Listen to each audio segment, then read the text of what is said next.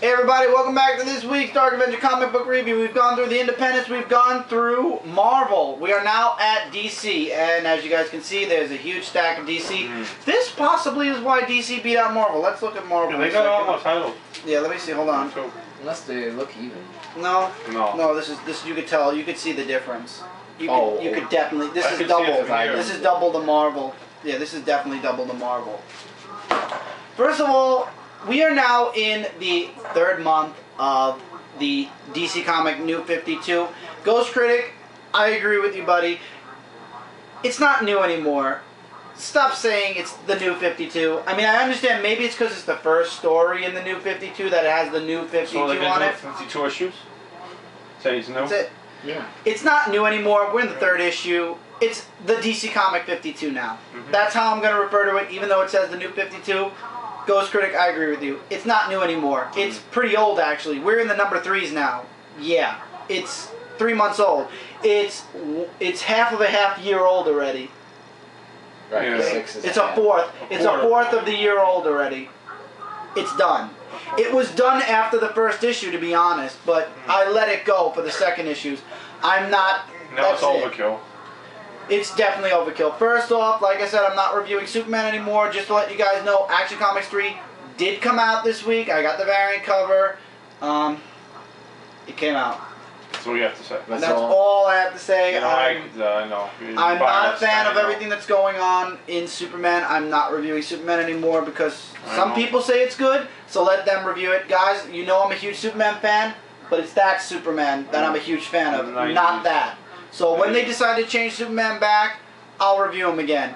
Voodoo number 2, I liked it. I didn't love it. I had this as a make or break it for Voodoo. No offense. The chasing agents, even though in the next issue Green Lantern is going to make a guest appearance, I'm dropping Voodoo. I'm not interested in Voodoo. It's not interesting. It's not a title that's grasping me. And this was the last... Voodoo, yeah. Oh, they're trying this to was sell, the last... you know what? Yeah, exactly. That's what it is. It's an over-sexed out book. There was sex in the beginning of this book. There was sex in the last book where she was a stripper. I'm done. Well, even though Green Lantern's going to be in it, it's not worth it. This is the last Wildstorm comic I was getting, and I dropped it. Oh, that's what I wanted to say. Next week, what reached the chop block, what reached the cutting off point? Oh, yeah. Grifter, number 3, will not be making it. I understand Grifter and Green Arrow are going to be making there's going to be a collision between them in the Grifter book. Oh, wow. I don't read Green Arrow. Mike does, and I'm sure you don't care that you're going to miss out on that. I don't really. So, I understand Grifter and Green Arrow are going to cross paths. You like Green Arrow. Yeah, exactly. I understand Green Arrow and Grifter are going to cross paths. Not keeping me for the book. I've lost interest in Grifter already. However, I could say go Green Arrow. Yes. Yeah. However, I'm dropping Voodoo, and Grifter has made it to the cut list. Will there be more as time goes on? We will see. Next book is Joe's. You want to say it? You can say The it. Savage Hawkman number 2. Go ahead, Joe. Yeah. Okay, well, actually, I'll hold it because you're on the side. Out of all 3 that I had, which were kind of like, as you know, I think this is the best one. It actually picked up. I'm glad at least you're liking it. Yeah, I kind of liked it. I really was worried that the suit was going to be sort of like possessing him, that we're going to drag it on. But actually, it began where he accepted his fate as Hawkman and the suit and everything, and he was happy about it. And it was pretty good. And he's fighting with Morpheus, as you can see over here, and he had an epic battle with him. And Morpheus was trying to drain his powers away and the suit, which he did for a bit. Then it jumped to some government thing where they're planning something. Now, you don't know what they're really planning. There's a lot of government talk, which kind of bored me. I'm being honest, it was confusing. But there were 2 important key characters in there, Ascana and Dr. Kane, who were doing experimental research and laboratory stuff and And we didn't know who they were trying to revive and stuff, but it turns out they really were probably working for Morpheus, which spoiler here, they're not on the good side, let's put it that way. Then it went back to Hawkman, how he's, now there's one woman for the government who's actually interested in him, and nice, she's not like one of these like high-tech people, her name is Emma. She actually went to, Carter Hall, and she actually tried talking to him. He has like an attitude, he does, a little bit, brushing her off, like, and all that. And Carter always had a very bad attitude. He has a bad attitude. But the thing is, I kind of like it. It's like brash, if you like that kind of attitude. I'd like to see Hawk and and Hawkman get together at some point. Oh, that Sum it all up. She just tried getting answers from him. She really didn't get anywhere. And but I think I'm not saying there's gonna be a romance. I mean that's a long shot, but you know there's a little connection there. We don't know. Because Shire is dead. Shire is dead. You can see, so there's no more. He has no woman in his life. So you can see maybe that she seems interested and intrigued. And then basically, then Morpheus is they had a battle and he beat Morpheus. Morpheus is pretty much laying on his deathbed. Now the guy who wants to revive him, I forgot his name, or the one that's presumed dead. I think his name was Wade. He gets betrayed at the end, pretty much skipping over some parts, but you'll see some good action there by what's it called, Dr. Kane. And this is a spoiler again. Once again, spoiler alert now, so you can skip if you don't want to know. And a scanner who say he was just getting in the way. They're going to spread this some viral infection, which is to be continued. Now, is Morpheus dead? Don't know. It's pretty much a cliffhanger with him too. But is the other guy dead? From what you showed me, he looked like he was dead. The dead. other guy, Wade, I think he's dead. The guy who tried helping Morpheus. So this you're coming back for? Yes, I'm coming back for. I want to see how this viral infection go. Who has Scanner and Dr. King? Why they have this plan? Well, I'm glad at least you have one number 3. I'm Yeah. glad you have at least one number 3. I'd say get it. It's a good thing. Yeah. Okay, Mike, yours is next. I gave you guys the spotlight for right now, so go ahead. Okay, this third issue was very excellent. Green Arrow fights Rush and the gang. The whole fight scene was amazing, and you know how Rush... Dan Jurgens' artwork. Amazing. He's great. Dan Jurgens. So you know how Rush has to do the fights on the internet, so that way everyone sees it, and everyone's saying, "Oh, go Rush," and they want to kill Green Arrow. They said that their objective was to kill Green Arrow, and because they didn't want to be in society. Leave it in there. One part in this book that made me say, like, wow, because I thought I wouldn't hear a superhero say this in this new, in the 52, DC 52. See, I'm used to saying that. I want to just give you this splash page right here. Which one? On the right. Yeah, they say a lot of things you won't think. No, don't worry, I'm not showing anything. Not cursing, but, you know. Yeah, no. But it's just, the fight's amazing, and... you gotta love those fights. Yeah. Here's one thing that he said right here in this panel. I'm no killer, and letting him die is the same damn thing. That's not an option for me. For hearing... I like that. Damn? Seriously? You said damn. Yeah, damn. I've heard damn so many hot damn times, it's not even funny. No, but I'm just saying, him saying that was just, like, not killing, you know? And then he tells everyone, you shouldn't be watching this, you know, show's over, it's your guilt, so just go home and never watch this again. They all criticize of him saying, oh, you suck, and blah, blah, blah. Emerson, I really hate him. I figured he was making a proposal announcement and everything, and Emerson says, oh, you're not good enough. Stop pretending to be a man, actually become one. And that was like a really, like, I hope one day he gets out and just gets someone. I hate him, guys. I just can't take Emerson. That's an epic page. Yes, and spoiler for the last page are 2 new villains. That you don't know about yet. Yeah. And the next issue is Who is Blood Rose and Why Does Green Arrow Have to Die? Seeing these 2 people, one that's a woman with a gun, the other one is like a big man or something. Yeah. I like Hawkman. It's something that I have to see about in issue number 4. Rush reminds me actually of somebody from the Spider-Man. You remember, I think her name was Fastball, where she recorded all of her fights with Spider-Man? That's what Rush reminds me of. Yeah, but now they're gone. The cameras are no longer seen of the fight, and that's it. Yeah. But I will be coming back for issue 4. I wouldn't blame you. Now, really quick, Joe, I put this in here. I reviewed this already. Legion's Secret Origin, number 1. What did you think? I skimmed it. I'm being honest. I really, besides the UN, I mean, I'm not saying anything bad the UN, but the way it came about, the whole girl, I liked the one part that really, besides that, that I really thought was kind of funny, was how, like, the Phantom Girl, like, he was like, as I attack over who she was, and but how they came about and reformed, I should say, I don't know. I just thought it was kind of dragging on a bit, and a bit boring and bland. I don't know, honestly. I mean, what do you really think of it? I liked it. I'm sticking around for the second one because I have always wanted to see an origin story. I do want to see what happens to the girl. Exactly. With the girl, but aside from that, honestly, what else really is there to say? Like, that was great. Like, it's just how they formed. Yeah, that's basically it. That's why it's an okay book. Okay. I would say if you don't want to pick up the second to see what happens. Now I stuck one of mine in before Mike's last one. Batman Detective Comics #3. I have to once again agree with my friend Ghost Critic.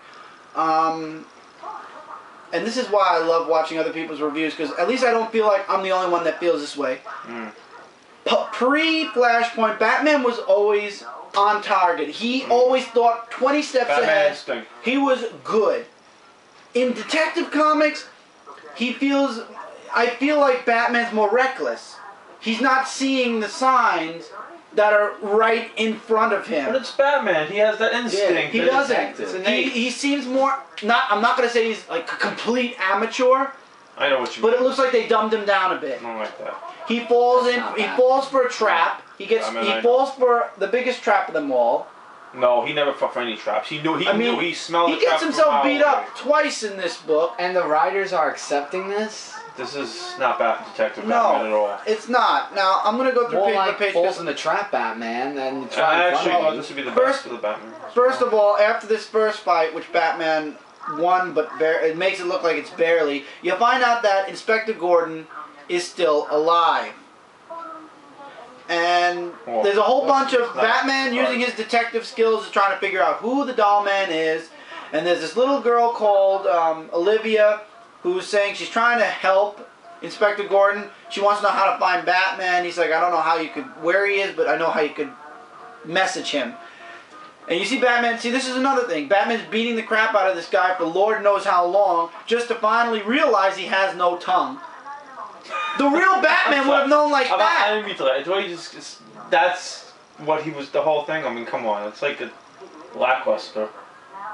And it's like, even Batman says, why didn't you say so? What? Why didn't you say so? He has no tongue. How's he going to say so? Who cares? I'm sorry. The whole plot and the whole storyline itself is just pretty dumb. Why didn't you say so? That made me laugh. It's like, did you just make Batman say, why didn't you say so, and kick the guy's face in? They didn't just dumb him down. They dumbed the whole book down. Wow. So everybody's presuming Inspector Gordon's dead. Not the Batman. And Bruce is in the Batcave deducing who the doll maker is. He finds out who he is. I'm not going to spoil it yet. Which is the Batman? Like, which is the real name of the Batman? Like not Bruce Wayne. Like, there's so many Batmans. Bruce Wayne's the only Batman. He's the only Batman. The only Batman. He's the only. That's it, Mike. He's the only Batman. One and only. It turns out that after doing some research, Bruce Wayne. Yeah, it's Bruce Wayne. The research shows that Inspector Gordon had killed this person, his father, and this boy who grew up became the doll man, the doll maker, and his father was really sick. I don't want to tell too much. I want you guys to read this because it's really good. And this guy has a vendetta against Inspector Gordon, and there's an operation. He's like, Mr. Gordon here has the same blood type as somebody who needs a liver, of one of our friends, so we'll cut it out. But basically, Inspector Gordon's trying to figure out who the doll maker is, and he's like, I have no idea who you are, and he's like, and she's like, he's probably killed he's like, the doll maker says, you killed my father, and he's like, I don't know what you're talking about. And then the daughter's like, it must be a blur to him since he's killed so many people, and the doll maker's like, such a pity. And then you don't see Inspector Gordon anymore throughout the rest of the book. Batman has a little conversation with the little girl, which I kind of find it ironic that the wind blows her hair up to look like two horns in this picture. Yeah. And in the end of the whole conversation, he sends a police officer was sent by Alfred through the Batcave to pick her up because she's been missing. She kills the detective, and I guess she's basically the turncoat. Batman goes to where Inspector Gordon said, which is Mercy Hospital. Once again, it's a trap. He falls for it, gets knocked out, which Batman rarely gets knocked out. Very rarely gets knocked out. And then the last page, I'm leaving.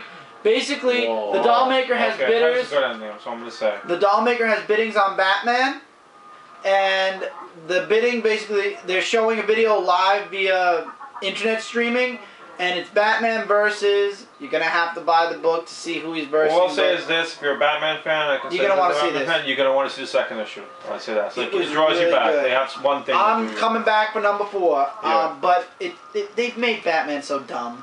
I mean, he was a lot smarter. When we had free time, we read it. Even in Justice League, remember when I was saying Batman couldn't figure out that maybe Clark Kent was Superman's secret identity? He actually just said right off the bat, "Oh, you're Superman, so you don't wear a mask, so obviously you don't have a secret identity."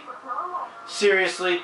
That's the only stupid thing DC did to Batman. Other than that, he's still keeping good. Yes. Hawk and Dove number 3, Michael. Oh, yes. Oh, my gosh. It just keeps getting better and better. Hawk and Dove versus Condor and Swan. They hold the president hostage, and Hawk says, "Oh, you should let him go because, you know, he's not U.S. president." And the reason why Condor and Swan are going after Hawk and Dove, well, actually, Swan says to Dove, is because they want powers for themselves to take their powers away. And you know that's not going to be easy when it comes to Hawk and Dove. Deadman makes an appearance. Of course he does, because of Dove. And then when Swan and Dove fight, he was like Swan was saying, "Oh, you don't love Hawk and stuff like that," because they think that her and Hawk have this thing with each other together. And then when Deadman sees Hawk and Condor fighting, Hawk was saying, "You should help me out because Dove's busy," and then he's like saying, "No, I don't think so," and that's just not. Deadman's kind of a dick in that way. But there is a spoiler alert. What? I want to show them. What? That's what I said. What? Oh. It's like at the end of the page, and I mean there was one like kind of like that was too graphic, but I won't show that. You'll just have to see it. But there's a knife that Dove points at uses on Condor, and the thing about Condor is that he's an old man. He's old, and I wouldn't expect to see that on Condor. And the next issue is the interrogation, and that's where Hawk says that I want to know answers and asking questions. But guys, the fight scene was outstanding. The artwork is fantastic. This book, I mean, Green Arrow was good, but this tops, in my opinion, in Green Arrow, and of that. But yeah, the whole thing was just absolutely fantastic. And as what I said for Green Arrow for number 4, yes, Hawk and Dove number 4 will be in the next review. Absolute, yeah. Okay, now let's see. How many do I have? I've been enjoying both a lot. Alright, I have 4 books left, and we have 10 minutes left. There's no way I'm going to talk about these 4 books in 10 minutes. So what we're going to do here is I'm going to talk something really quick about DC, then we're going to go to the next part.